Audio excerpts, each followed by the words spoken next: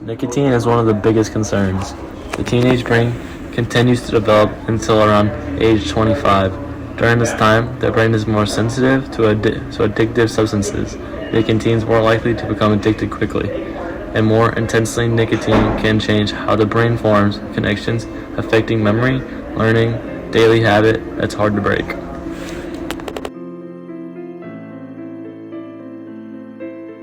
The truth is simple. Vaping and teens tobacco are addictive and harmful. Another factor is the role of the vaping industry. Many companies use bright colors, fun flavors, and social media influencers to promote their products. Even though marketing to minors is illegal, these ads still reach teens through TikTok, Instagram, and YouTube. Hi, Hi. my name is Josephine Shapiro. I am a high school senior from Seattle, Washington, and I'm addicted to nicotine because of e-cigarettes.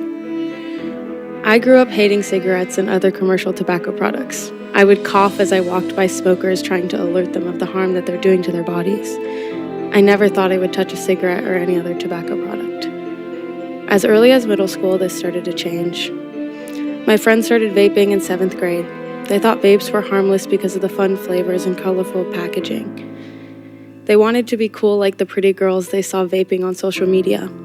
What does nicotine do to the body?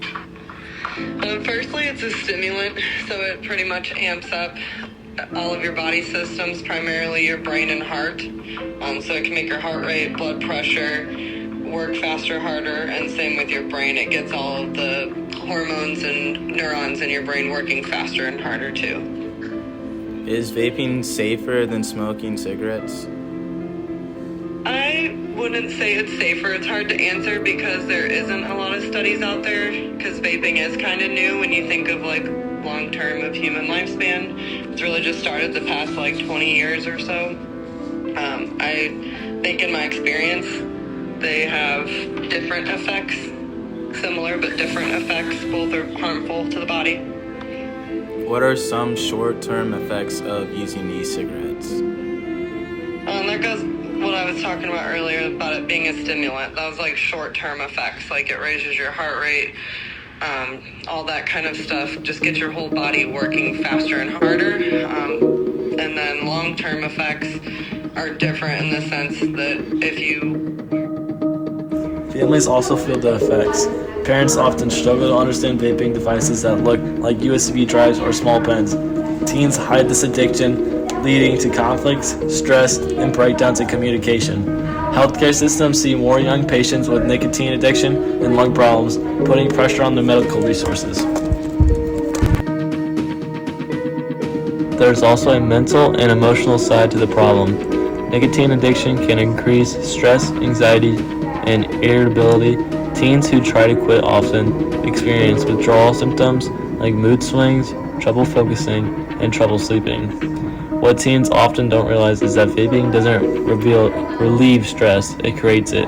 The calm feeling after vaping only lasts a short time, and then nicotine wears off, the brain craves more. The cycle can trap teens into becoming dependent without even noticing.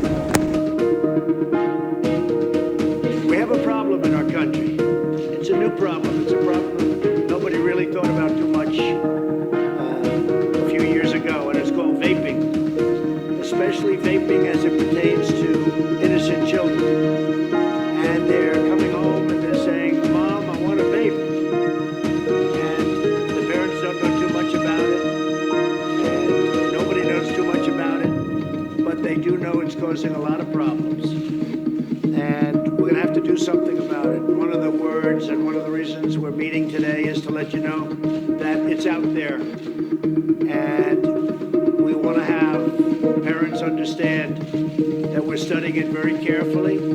It's, again, very new and potentially very bad. There have been deaths and there have been a lot of other problems. People think it's an easy solution to cigarettes, but it's turned out that it has its own difficulties. All right, to answer the question on what kind of nicotine products do teens get caught with, real quick, easy answer for that is simply e-cigs or the disposables.